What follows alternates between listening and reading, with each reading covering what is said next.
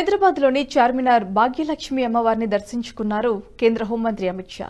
హైదరాబాద్ పర్యటనలో భాగంగా ఓల్డ్ సిటీకి వెళ్లిన అమిత్ షా భాగ్యలక్ష్మి అమ్మవారి ఆలయంలో ప్రత్యేక పూజలు నిర్వహించారు.